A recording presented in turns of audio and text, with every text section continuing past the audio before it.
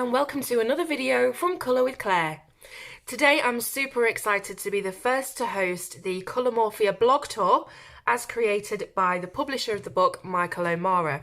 So I'm the first in a line of people who are going to be joining on this blog tour and doing videos and posts and colourings and all sorts to promote the book in the week prior to its release. So there will be links in the description of this video for you to go ahead and pre-order your copy of Colourmorphia. So this is the UK edition that you can see here with the teal blue stripe down the side. There's also the US edition of Colourmorphia, which is available now in the US, and that looks like this with the rainbow wording on the side. So they do look quite different. It's quite easy to tell them apart. So what I'm going to be doing in this video is, first of all, reviewing the book as I would normally with all of the things that you want to know. Secondly, I'm going to do a quick look at both the books together as a comparison and seeing the differences between them. And then we're going to be actually colouring a image from Colourmorphia, and I'll be giving you all of the pencil names and numbers, some conversions, so you can follow along with me if you wish. So let's get started with the book itself. So I'll take this one away for a moment. So this is the UK version. You can see it has glossy accents to the front. So hopefully you can see with my overhead light that the cat in the hat and the title and the strip are all glossy. So you can see that there. And then on the back, the beetle and some of the text. And again, this text here is also glossy. It feels beautiful. It feels really nicely made. So we open it up, square in format, as you can see, and that's always the way with Kerby's books, unless you get the poster books. And the inside cover is blue. It's a very pale powder blue. And we have that bug again here. Now, because Colourmorphia is all about Kerby Rosanes' artwork in the Morphia series till now, it doesn't contain any new or original artwork. This is all a collection of works from the previous books. So we've got things from Animorphia, Imagimorphia, Mythomorphia, Phantomorphia and Geomorphia in this book. So his 5 Morphia books it will be a few of the best from those books included in this book. So really, this is a celebration of Kerby's Morphia work up until now. As I said, there's no new artwork in here, but it really is a great collection of his pieces to have if you weren't sure which book to buy out of the 5, or if you wanted to give a gift to somebody and you just wanted a collection of all different bits and pieces.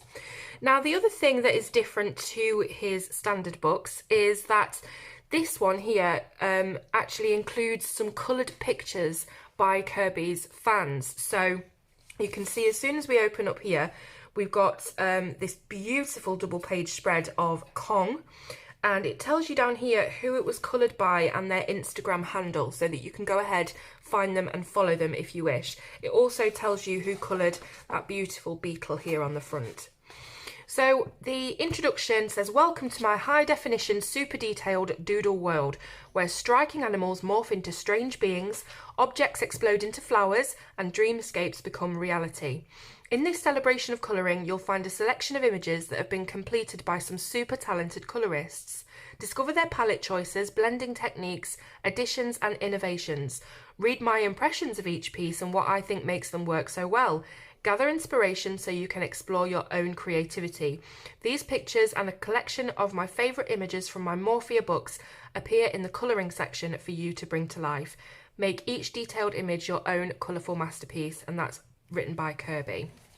So we've got this initial beginning portion of the book, which is the coloured images. So you can see here, absolutely stunning work. I really don't know how they chose the people to feature in this book, because I've seen so much stunning artwork from Kerby's books. It must have been a really difficult decision, but they've really done well to pick out these beautiful pieces.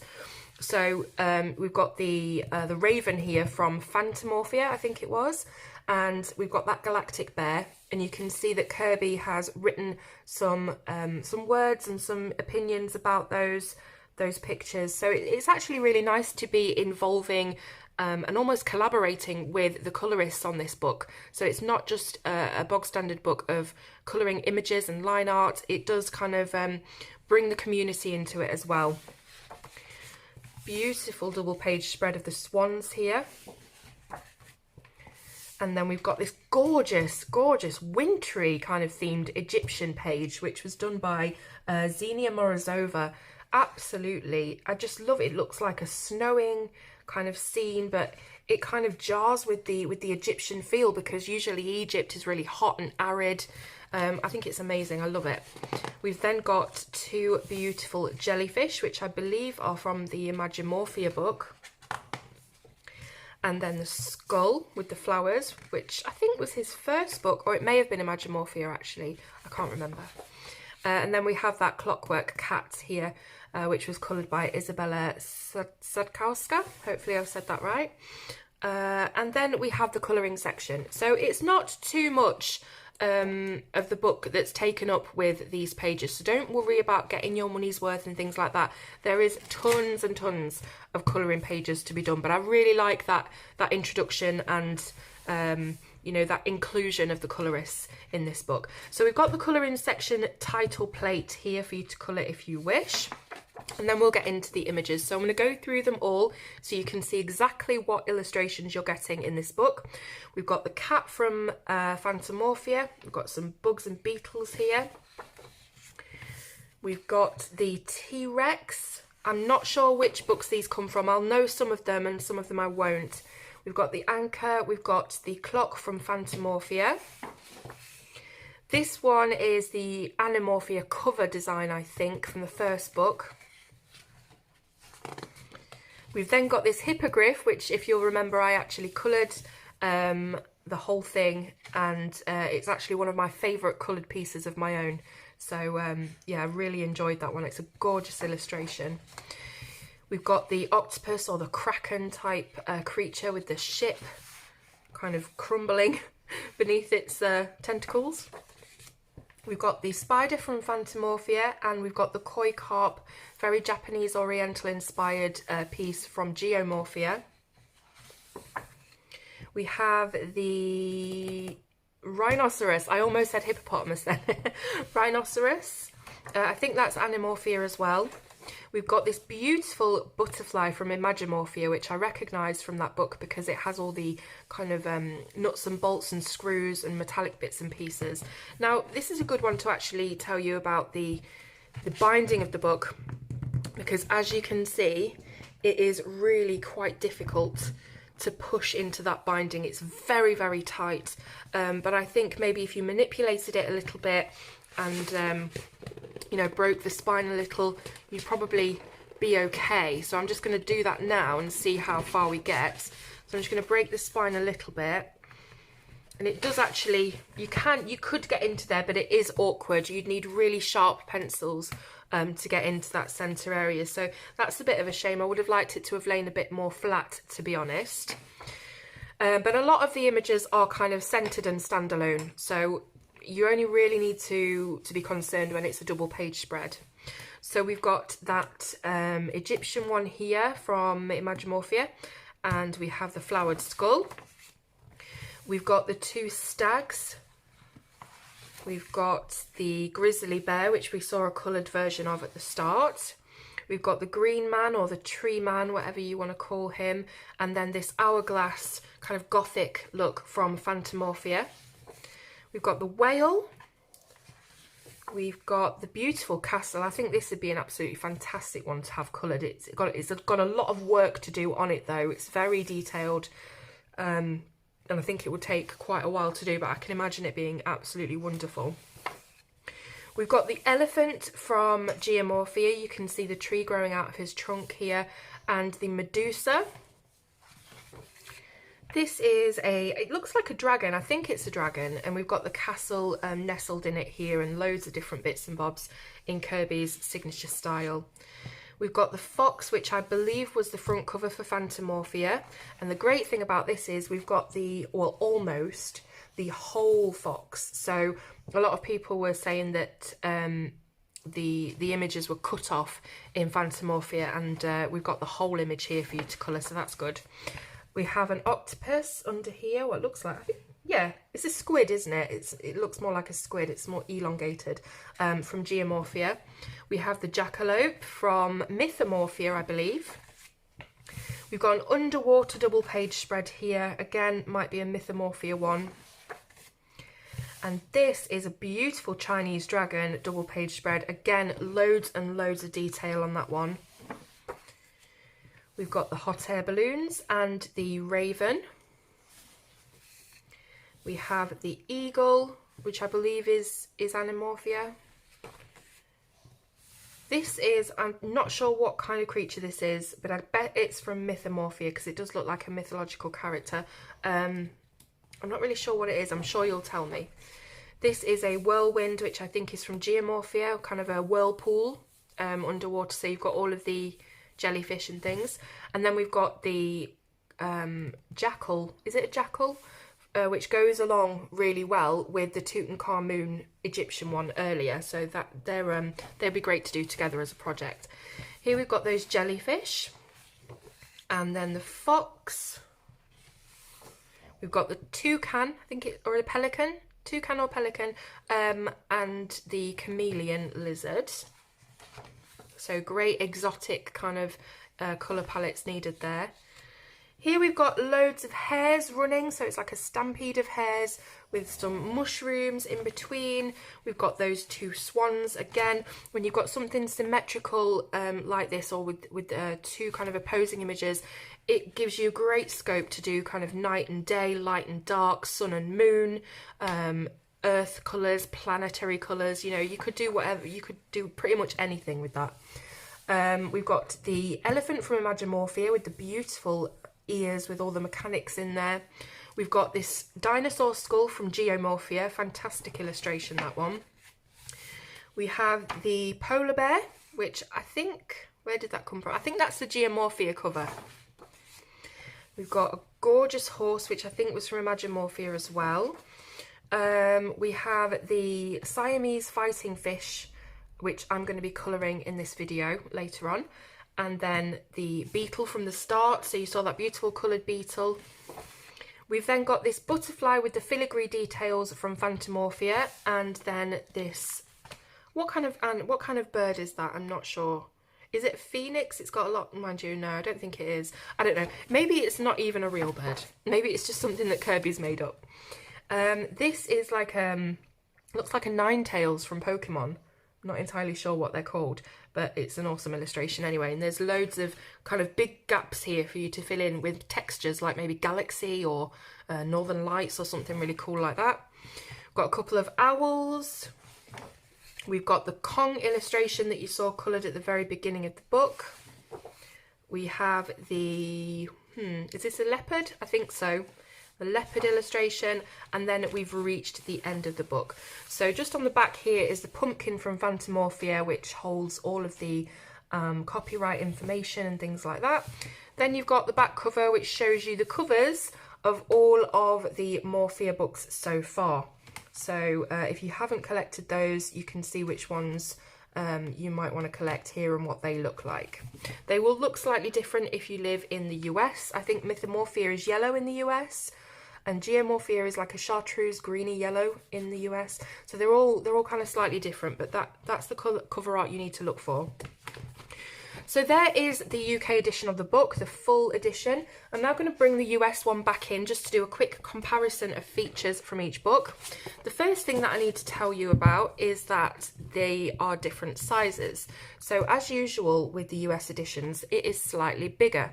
And you can see, hopefully, the US edition behind here, just it's a couple of millimeters, maybe half a centimetre bigger, and then on this side as well, so I'll just line them up, you can see it is bigger there as well. So if you do have problems with fine motor skills or eyesight or and things like that, you maybe will want to buy the US edition because it's going to be slightly larger, not by a long, not by a big margin, but it's going to be slightly larger for you to colour in, but it's totally up to you for your preference. So obviously the covers are completely different, you can see. So again, if you're looking for the UK version, make sure you get the one with this blue strip down the side. US version has the rainbow lettering. So on the cover itself, I did mention about the glossy accents there. You can see that this doesn't have any of that at all. It's got that kind of plastic feeling cover to it that the previous US editions of the Morphia books also had. So if you have those, you'll know exactly what I mean. But it's a matte plastic. It feels a little bit rough to the touch. And then when you open it up, as I showed you before, you've got that pale blue inner cover on the UK edition and a matte white, just plain cover inside on the US edition. So on the back, you can see that we just have the bug here, slightly larger than on here. We have no colour strip, and there's a few kind of details down here that you don't find on the UK edition, but pretty much, you know, very, very similar. Also the thickness of the book. So if I just put them together here, you can see that the US edition is slightly thicker than the UK edition, and that is because the paper is thicker, and I'll get onto that right now. So the paper in the UK edition, it is thick, it's lovely and thick, there's nothing wrong with it whatsoever, and it's also bright white. So if you prefer to colour on a bright white paper, you'll prefer the UK version. If, however, you like to colour the ivory colouring book pages, some people do, it adds a little bit of a softness to the colours. It kind of makes your coloured pencils pop a little bit more because it's not so stark, if that makes sense. So really it is personal preference yet again, but as I mentioned, the US edition is thicker because the paper is thicker, and you can feel that. It's kind of really noticeable to feel. So I'm feeling this, it is very, very thick. Feeling the UK edition, you can definitely tell that it's thinner, but as I say, it's not, you know, it's not a bad stock whatsoever, this UK edition. It's really, really good. It feels thick enough to take pretty much anything. We are going to be testing it, but it's just slightly thinner than the US. So again, personal preferences on all the different features of each book. Everything else is pretty much exactly the same as it was in the UK edition. So really it's just the things like the thickness of the paper, the colour of the paper, and the cover art, really. So feeling the texture of the papers, they both feel very, very similar. I would say that the UK edition feels slightly more smooth, so you've got a slight bit more texture on the US edition, but it doesn't, if I was just reviewing the US edition by itself, I would have called this a smooth stock, because it doesn't feel rough or toothy at all. It just doesn't feel quite as smooth as the UK edition. So really it's up to you to take that information and decide which one you would rather have. So now that we've looked through the whole book in its entirety and we've compared both editions, I'm going to get on to the page that I've decided to colour for this review and this blog tour, doing something a little bit special. Now, I did mention earlier that I've chosen the Siamese fighting fish, or at least that's what I think it is, because I used to have one. It looks very similar. And this is the photograph that I've chosen as my reference photo. So I'll be taking colours from this photo and matching them up as well as I can. Now, I've already had a look through for the reds and the blues. I'm not sure just yet what I'm going to do with all of the other details and the background.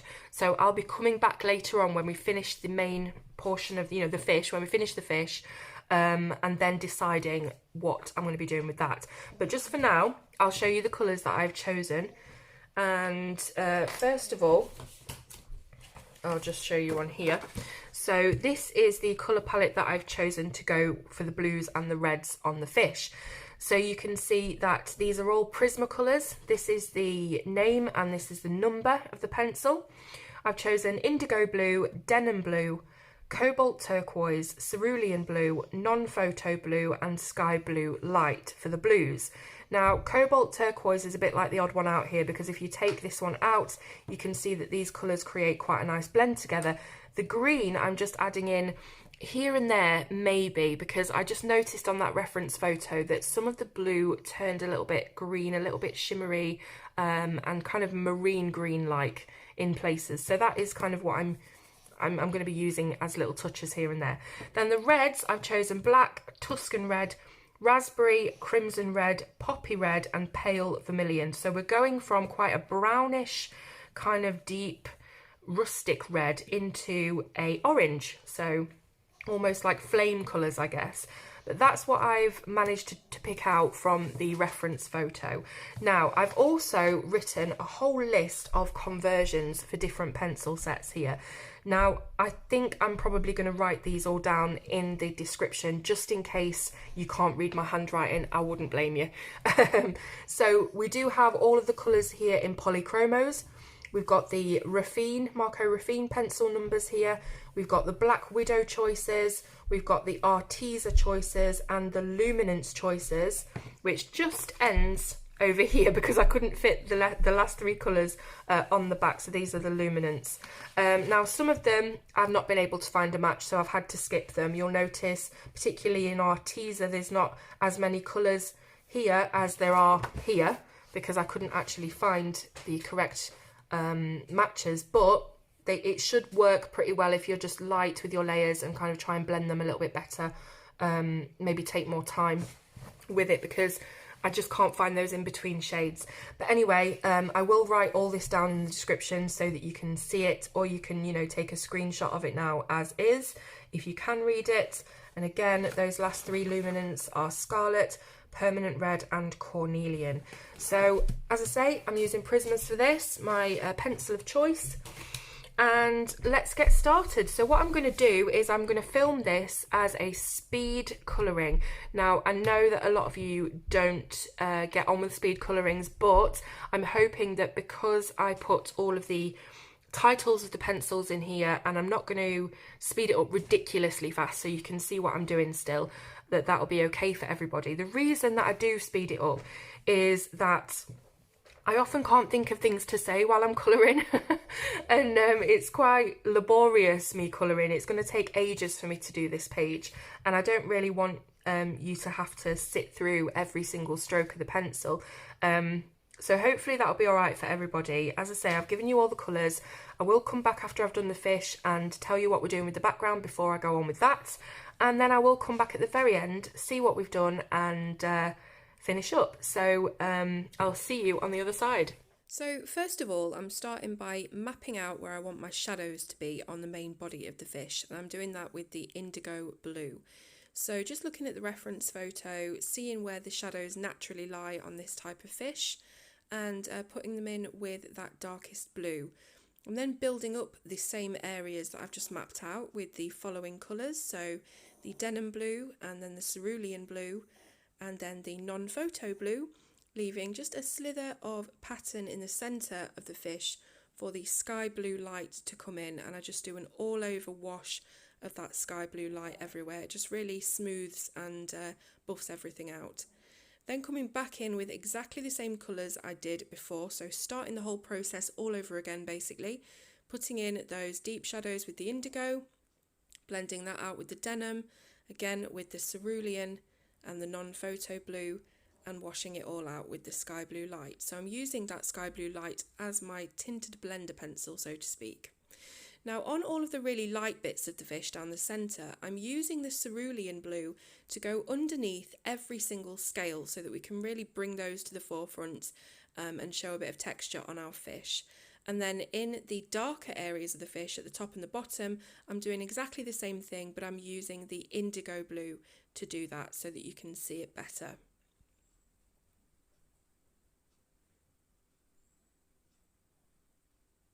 I'm now bringing in the black, just very, very softly, no pressure at all on the indigo areas to really heighten those shadows and bring the contrast to the fore. Doing exactly the same again on the face, so starting with the indigo, mapping out where I want to put the shadows and then coming in to blend with the rest of the colours in sequence.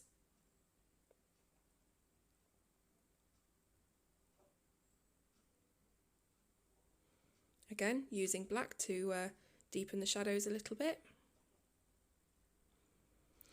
Now I'm making a start on the fins, so you can see that I'm using the indigo blue, again starting with the darkest blue, just to map out where I want my blue strands to be, because the reference photo shows that there are blue strands intermittently in this fish's fin.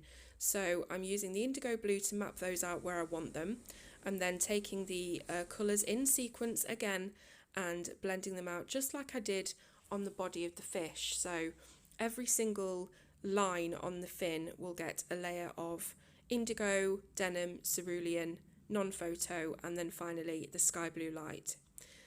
I'm also taking a little bit of black, again, just to deepen up those indigo areas.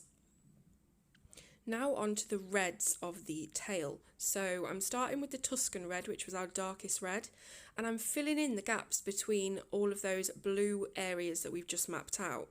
But I'm also sort of encasing the blue pieces in this Tuscan red, so you can see that it sort of follows both sides of the blue line and then tapers off to a point with the Tuscan red, so it envelopes all of the blue areas. And you can see that it just kind of looks like the blue and the red are kind of tapering together, and it looks quite blended that way. So with the Tuscan red, just filling in all the gaps, both sides of the blue, so locking that blue in with the Tuscan red. Next up, I've actually skipped a colour and gone on to the crimson red, so we're leaving the raspberry out, going straight to the crimson red and basically doing exactly the same thing. So instead of encasing the blue like we did with the Tuscan, we're now encasing the Tuscan with the crimson red. So filling in lots of gaps. You don't have to go all the way to the end of the fin with the crimson red. You can do some of them that way and some of them a little bit higher or shorter, just to give a little bit of difference in the fins. So just encasing that. So I did miss out the raspberry colour, and I'm also going to miss out the poppy red.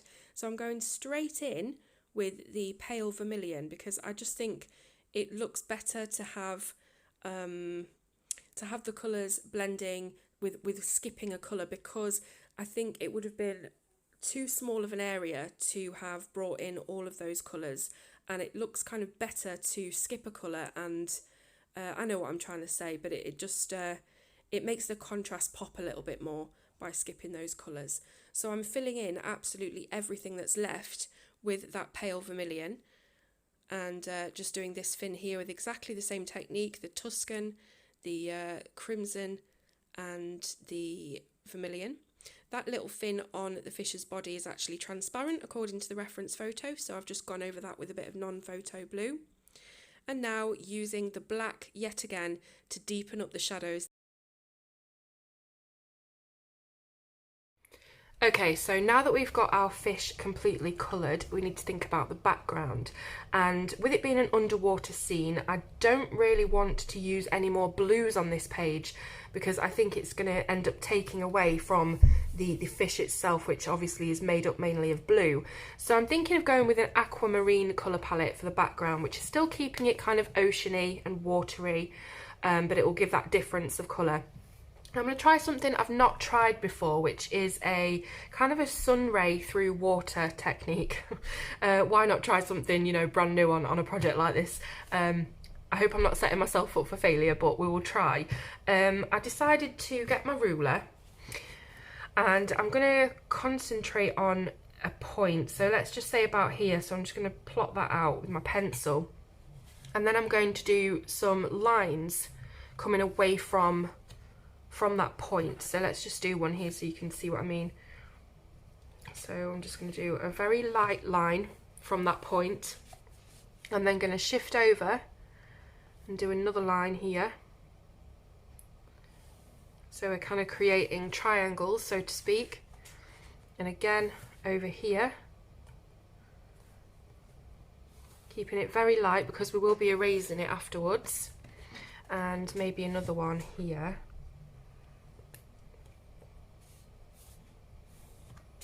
And then down also this side from the spot. So I'm keeping the space between the triangles fairly similar. And then attempt to do this one here.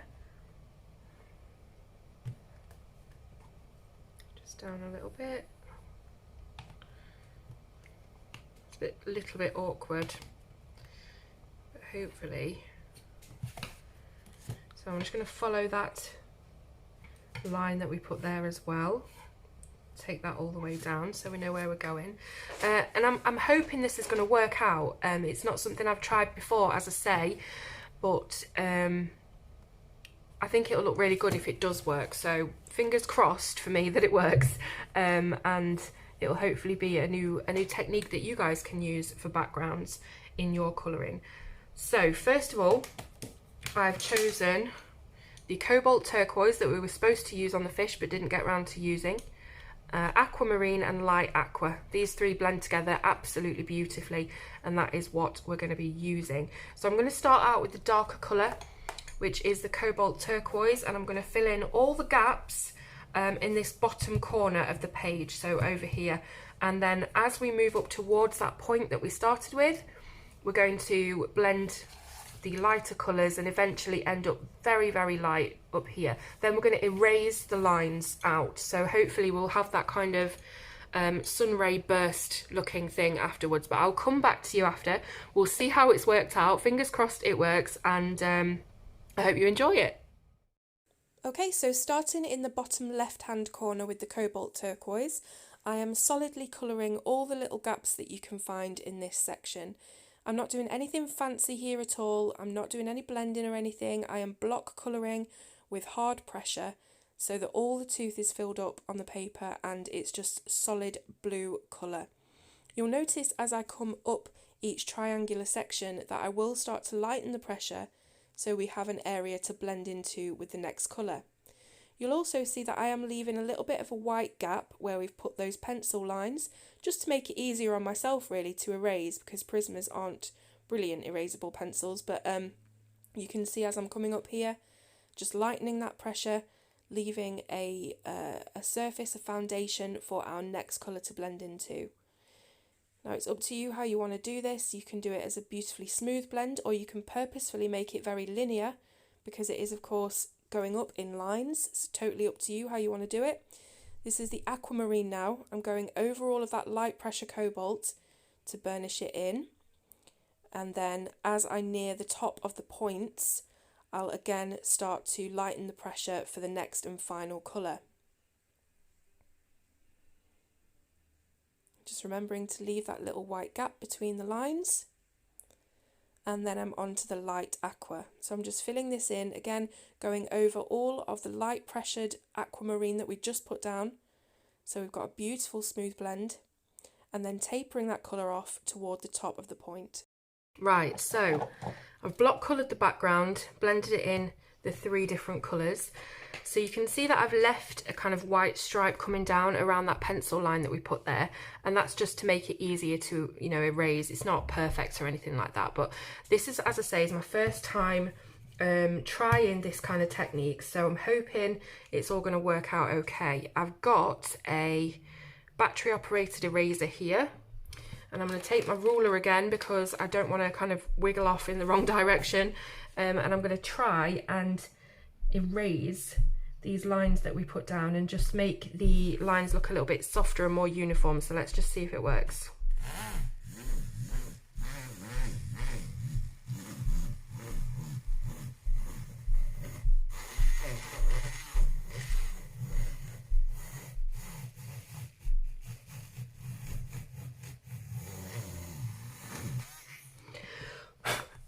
So Prismas aren't fantastic erasable pencils anyway, not like polychromos are, but I'll just do my best to follow the line that we've left.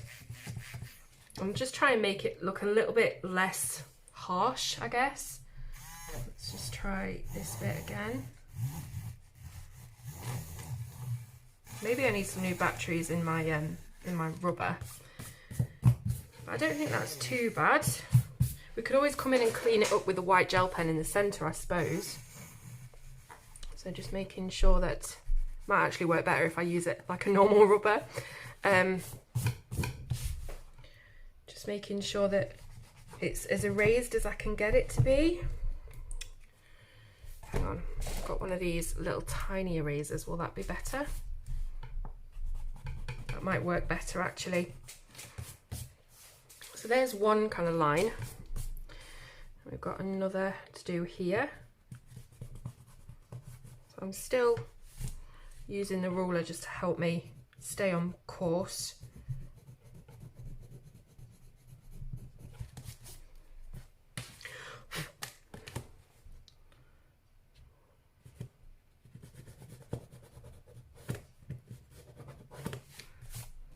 Okay, and then this one here.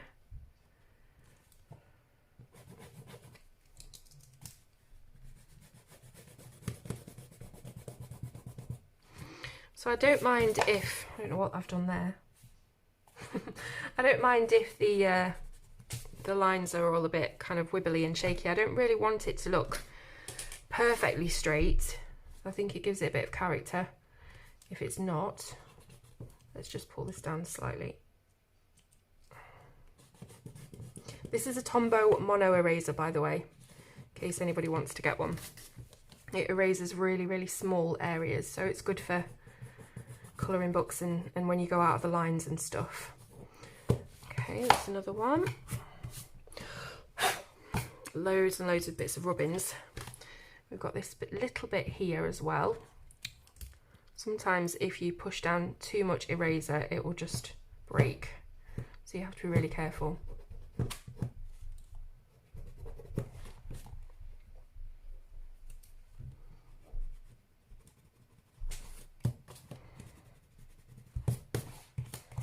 Okay, is there any more anywhere? I don't think so. So what I'm going to do now is get a white pencil, in my creaky chair again, white pencil, and just try and blur these tips just a little bit. So the tips of where you've tapered up into the sunburst, and just blur them a little so they look a bit milkier, a bit softer.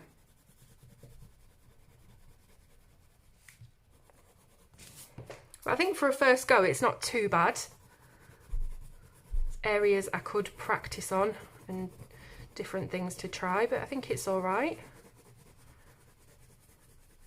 Let me know in the comments if you've got any tips or tricks for this kind of thing. So this is kind of like a burnisher as well, as you're burnishing all of the tooth out of the paper, and you're also softening up the points.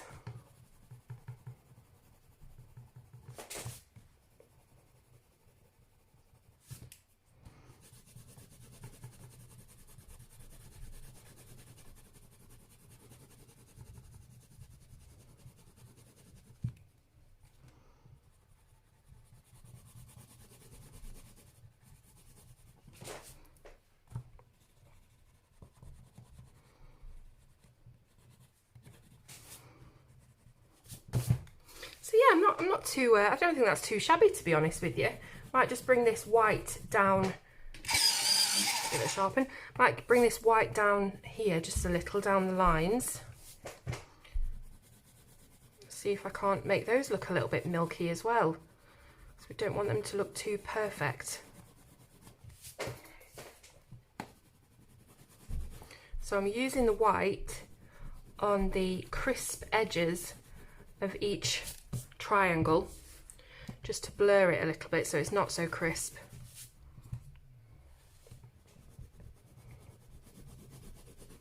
This is trial and error, so you're learning with me for the first time. Now you'll notice that I have gone over these little bubbles and things, but I'm not bothered about that at all. I can always bring them back out with a white gel pen or some coloured Posca, depending on what colour I'm going to do them. I think this white's working really well to blur these edges and give the look that I'm after. As you can tell, this paper is taking loads and loads of layers of wax pencil, so it's really decent paper stock. Put my teeth in.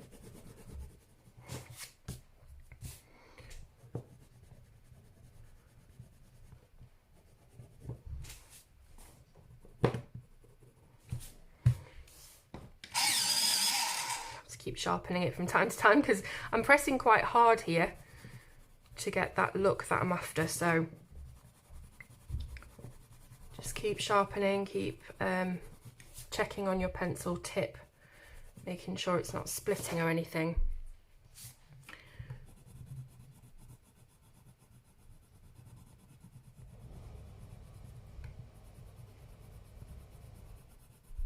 It gives a kind of glow around the lines when you use the white pencil. I'm going to use my ruler again just to stay on the right track.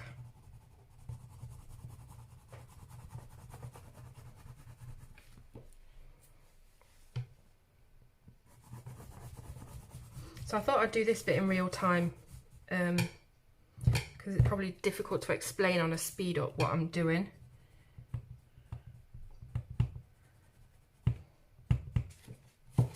You do have to keep cleaning your pencil as well when you get down to these darker areas.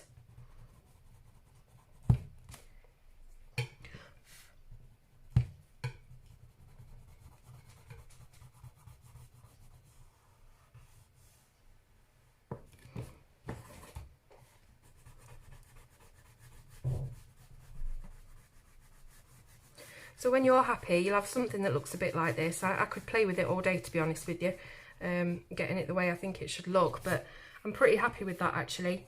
So I hope you are too. Now all I've got to do is figure out what colour to do all these little bits and bobs around him. So he's got the smoky kind of stuff here.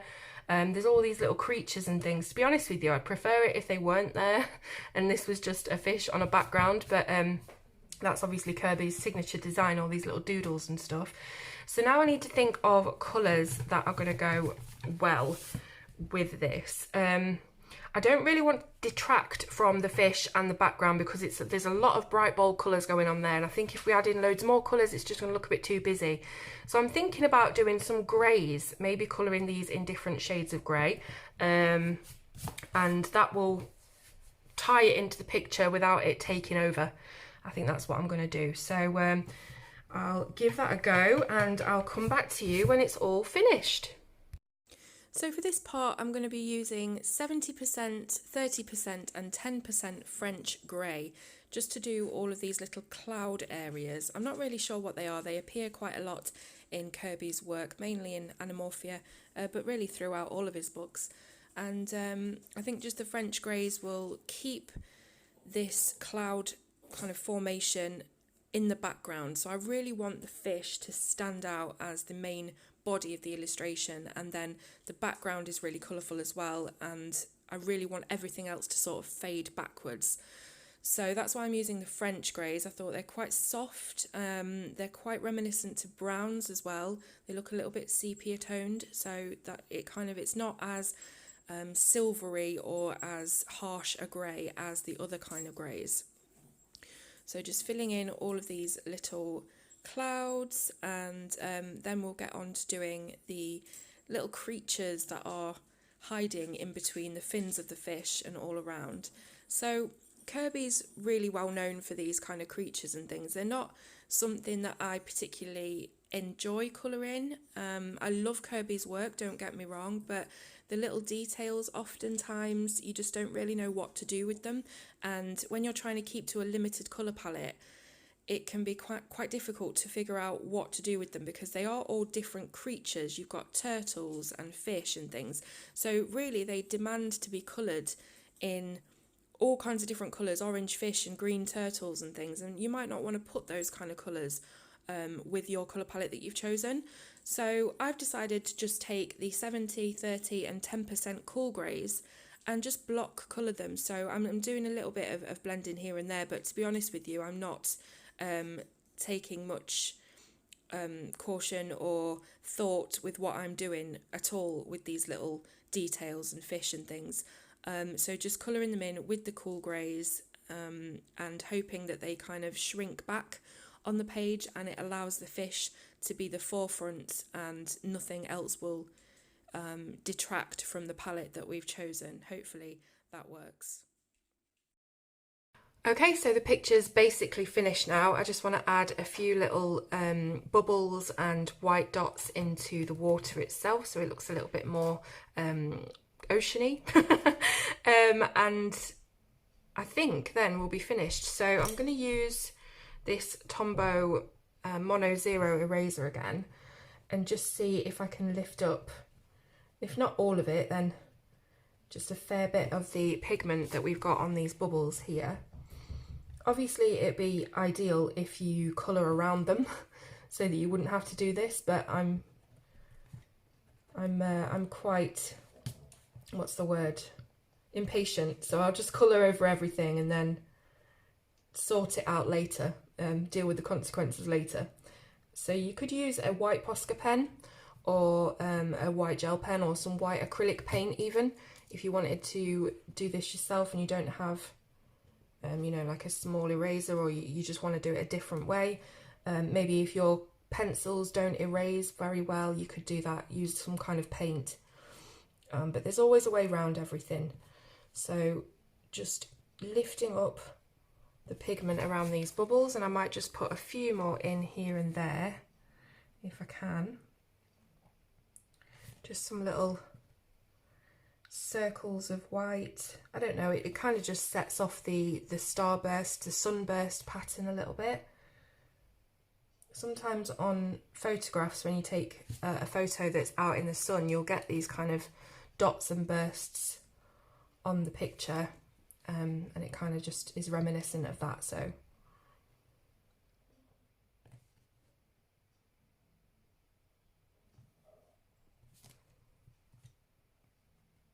I don't want to go overboard with it because I usually do go overboard with white dots and things, so I'm just going to be really careful and rein it in this time.